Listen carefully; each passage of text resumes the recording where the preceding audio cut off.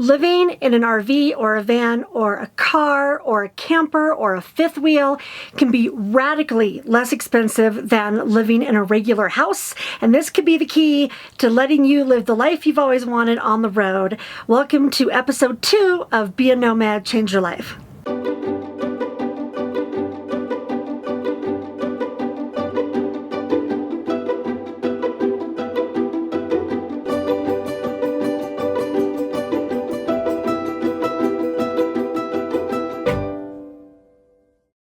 Everybody, it's Robin with Creativity RV, and welcome to episode 2 of Be a Nomad, Change Your Life. I'm going to get right into the money first thing so that you guys can see my budget and know if the nomadic life is something that will work for you. You know, this morning I was cleaning my house and I found these two little dudes. This is a guy that I used to think of was like me. Like just a sad little Day of the Dead business guy just trudging along. And then I found this guy, and I wanted to be this guy. And I had these two people up where I could see them while I planned for my RV life for 4 years. And I keep them here as a reminder. I'm going to put them on my dashboard. But I want to tell you that if this is you, this can be you if you can work out a way to live on the road and keep your budget low.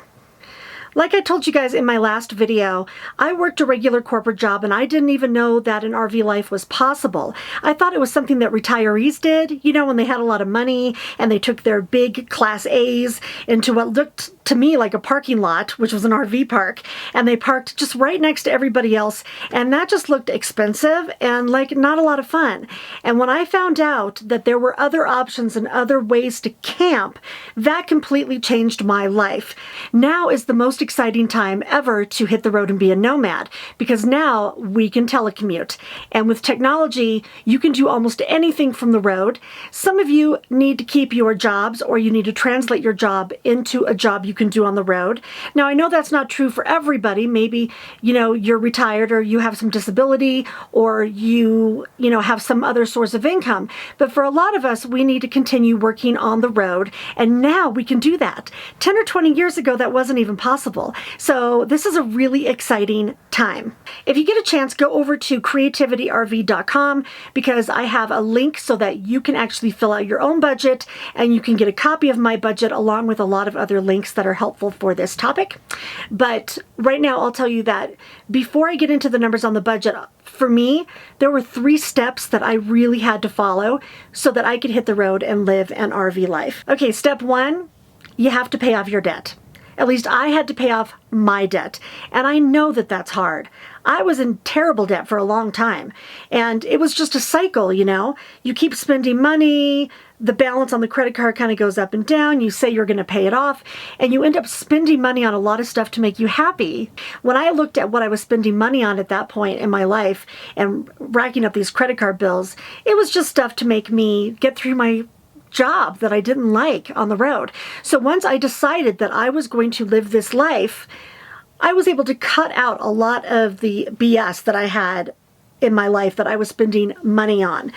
Now, again, everybody's situation is different, but I'll tell you one strategy that really did work well for me to pay off my debt was first of all, looked at all of the credit card bills. I looked at the bills. I didn't just bury them in a kitchen drawer anymore.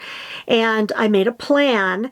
And one thing that really did help me was if I said my budget was so much for, let's say, groceries or so much for entertainment, I actually took that money out in cash and put it into an envelope. And that really did help me. I did that in several different categories. I spent cash on whatever I could and did not use my credit cards.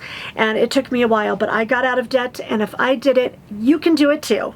After you pay off your debt, my opinion is the second thing you need to do is create an emergency fund, because if something goes wrong on the road and you have to take out a credit card to fix something like a blown tire or something's wrong with your engine or you have a medical expense or something, you're just going to go back into debt, and that may absolutely stop your nomadic life in its tracks.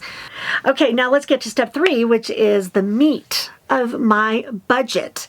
I am going to put it up right here for you.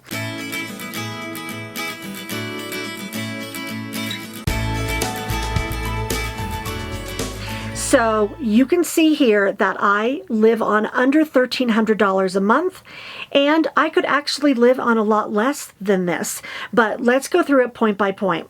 Okay, so I actually went back for the last year and looked at all of my statements and got an average on these expenses.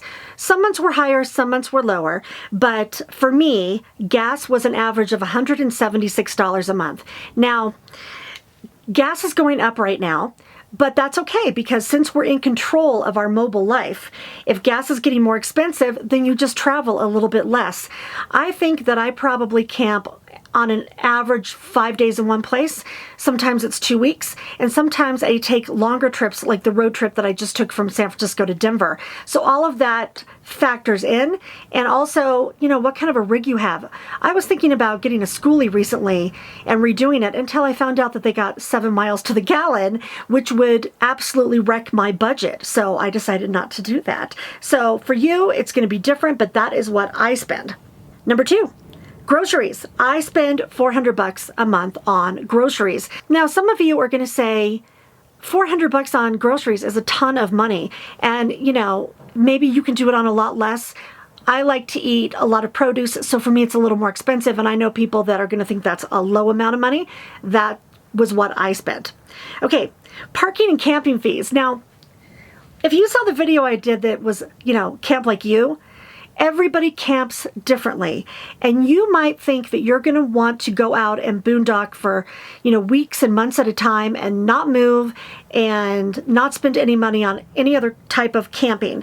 I mostly do that, but I do keep in my budget $200 a month on what I call parking, and on this budget I call it parking/camping, because sometimes I like to stay a night in a national forest campground, which is like $10, $12, or I like to go to a state park, which can be like $28, $30. It just depends on where I'm going, where I need to stop, what I need, and that's what works for me. If I don't spend that money, great. But if I'm spending money on places to camp and I come near that budget, I know that I need to go out to a free boondocking spot to make sure that I stay within my budget. And of course, coming up after this, I'm going to have a whole bunch of ways for you to find an arsenal of boondocking if you want to do this. So if in your budget you need to have that amount be lower, no problem. I'll give you the tools to do that. Okay, next thing on the list is propane. This last year, on average, I spent $36 a month on propane. This is also going to change a little bit based on the climate that you're in. If you're in a colder place and you need to run the furnace a little bit in the morning, that could be a little bit higher. In general, if you use the propane to like run a little propane stove or a refrigerator, the propane actually does not get used that much. My expense for propane is lower because I do have solar panels. If you get a rig that doesn't have solar panels and you have to run your generator to charge your batteries, then this expense is going to be higher. But if you can run off of solar part of the time, like I do, then this might be a pretty good gauge for you. I do stay in places that are usually in the 70-degree range, except for last winter I spent 5 weeks in the mountains in Colorado in the snow. So that, I think, actually sent this a little bit out of whack, but that was my average. Next thing on the list is RV insurance. Now, I spend $95 a month on my policy, which is through Progressive. And look, everybody, I know I have a nicer RV. When I get to, you know, the different choices and what kind of rigs are out there, I'll explain to you why I got this RV. But my insurance expense is a little bit higher for this than it might be for some other people. So just factor that in. You can call any insurance agency and do what they call a what if, which means, what if I buy this car? How much would it be? Next thing on the list is my cell plan. This is another number that's going to seem high to some people and low to others, but I spend $140 a month on my Verizon plan. That gives me unlimited data for my phone and my tablet, which both give me a hotspot, and an unlimited jetpack, which gives me another 15 gigs of data. Now, I had to do this because I have my Creativity RV website. I run another website that I'm on all the time doing work. In addition, I'm writing and I'm doing marketing for my book, so I can be disconnected sometimes, but most of the time I have to have a connection. So this was a cost of doing business for me. This was an expense that I have to have in my budget, And so it is there for you guys. If you want to be in the middle of nowhere and your job doesn't require a cell signal, then you can remove this from your budget. Lucky. Entertainment is the next thing.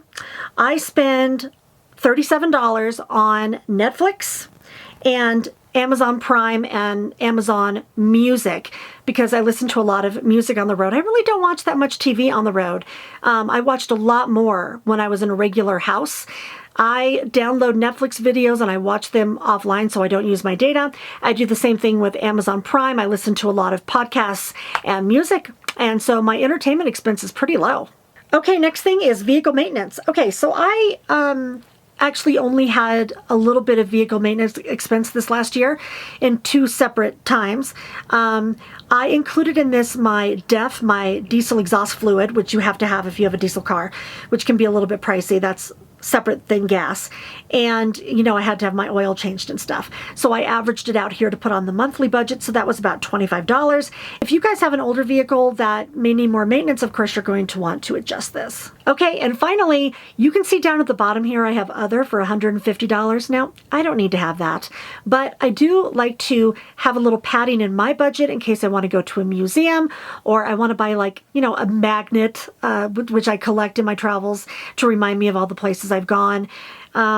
You certainly can make this budget a lot lower than what I have here. You can stay in one place longer. You can cut out that expense. All of these things are variable. It's completely up to you. So in total, you can see here that I spend under $1,300 a month to live in this RV. And look, I'm just a lab rat here for you guys. Your budget is going to be completely different. But what I really wanted you to see was how low it is. I mean, if you want to stay in RV parks all the time, or you want to do like 1,000 trails or something like that, this may go up. If you want to just boondock and you don't want to have a cell signal and you don't need any extra padding, it's going to go down.